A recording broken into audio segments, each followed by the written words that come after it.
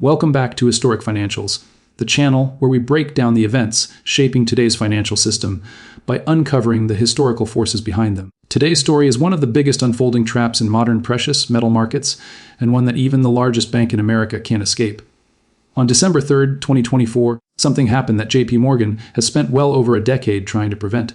That morning, the bank received delivery demands totaling 2 million ounces of physical silver, contracts that couldn't be rolled over, couldn't be settled for cash, and couldn't be ignored. For 15 years, the entire silver futures market has relied on a single assumption. Almost nobody will ask for the real metal. But at 59 silver, that assumption finally failed, and the trap JPMorgan designed has snapped shut on the bank itself. To understand why, you have to understand how the modern futures market actually works.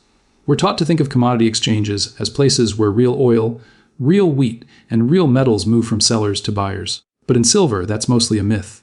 Historically, 95% of silver futures contracts settle in cash. For every 100 contracts promising delivery, only about 5 ever result in someone requesting physical bars.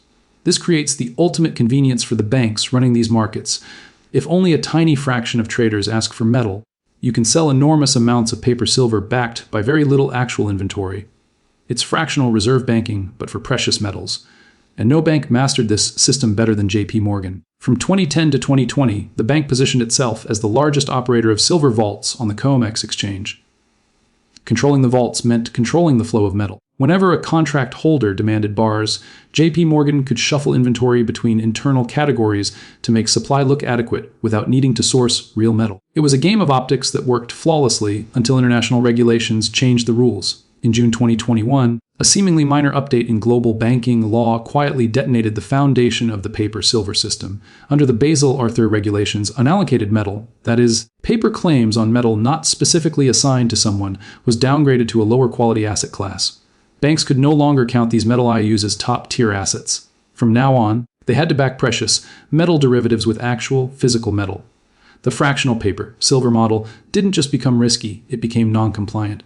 And that matters because of what 59 silver signals. At that level, miners like First Majestic and Pan American stop feeding metal into COMEX warehouses at spot price. Industrial buyers pay premiums for guaranteed supply. So miners increasingly prefer selling directly to manufacturers rather than the exchange that kept prices suppressed for years.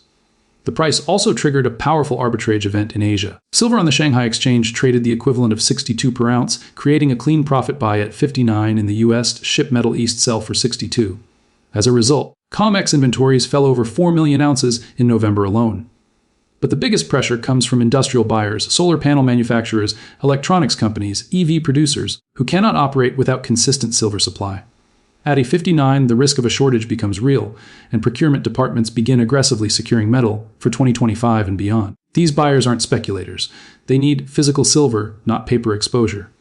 And once they start buying directly, they stop acting as the liquidity that paper short sellers rely on. This is where JPMorgan finds itself cornered. According to CFTC data between 2008 and 2020, the bank built up nearly 1 billion ounces in paper short positions, promises to deliver silver that they never expected to be called on.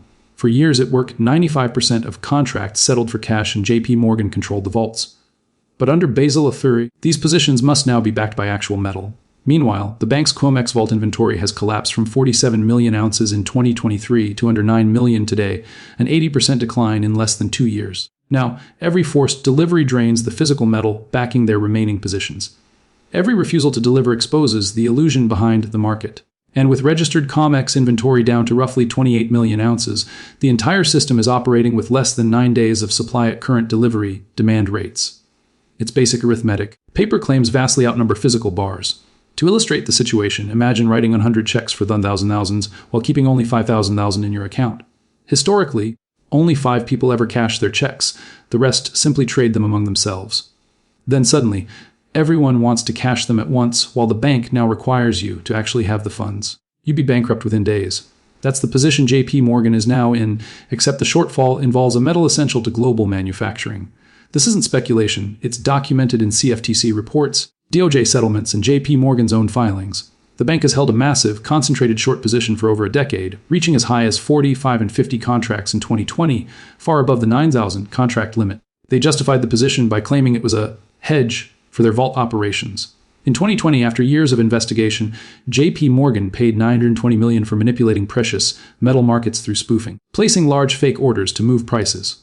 They admitted no wrongdoing, paid the fine, and continued trading. But something shifted in late 2024. JPMorgan's silver short position collapsed to the lowest level since 2008. Not because the bank willingly exited, but because delivery demands are forcing them out. For the first time in their 14-year strategy, silver is no longer a paper game, it's a physical one. History has seen this pattern before. In 1980, the Hunt brothers accumulated 59 million ounces of physical silver, nearly breaking the COMEX system. Prices soared to the inflation-adjusted equivalent of 187 today. COMEX saved itself by changing the rules overnight, banning new long positions. Prices crashed, and the Hunts were destroyed. But the key difference today is Basel III. The exchange cannot simply rewrite the rules because these aren't COMEX bylaws, they are global banking regulations. Violating them risks international compliance failures. They could bankrupt a couple of traders in 1980. They cannot bankrupt global industrial supply chains in 2024. And JPMorgan's own actions show they understand the gravity of the situation. Their Q3 2024 filings reveal a $14.7 billion reduction in precious metal derivatives exposure, while at the same time their physical metal holdings increased by over 2,000 tons. That's not a trade. That's preparation for a systemic shift. Their filings even include a line stating that during periods of market stress, physical demand may exceed inventory. Corporate legal speak for, we might not be able to deliver what we sold. Let's run the math.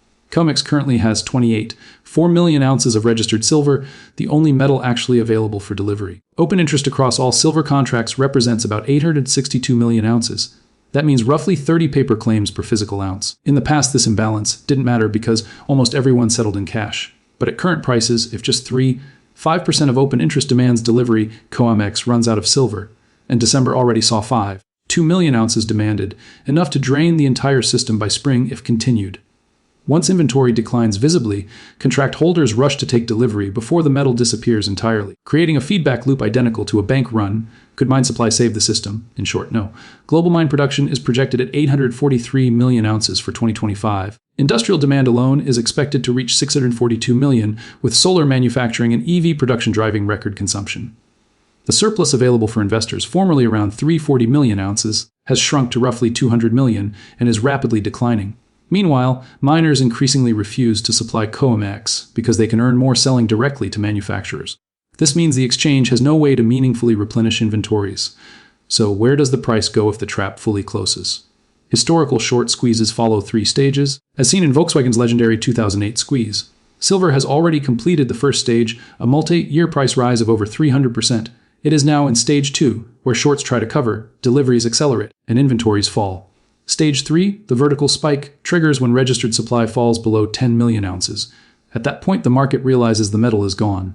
Based on supply-demand dynamics, regulatory constraints, and historical precedents, here are the reasonable price outcomes. Conservative, 120-150 per ounce, based on a return to a 4/1 gold-silver ratio with supply premiums. Moderate, or 200-250, matching the inflation, adjusted 1980 peak.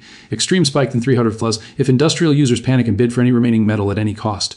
The timeline for this scenario is Q2 to Q3 of 2025, with the squeeze potentially beginning as early as April if delivery demand accelerates. This isn't investment advice. It's simple mathematics built from publicly available data. COMEX reports, CFTC filings, mining forecasts, and JPMorgan's disclosures. The bank spent 14 years manipulating a system that functioned only because almost nobody asked for metal. Basel III ended that era. At 59 silver miners, arbitragers and industrial users are draining inventories at a pace COMEX cannot sustain. JPMorgan engineered this system. Now they are trapped inside it, and the clock is running out.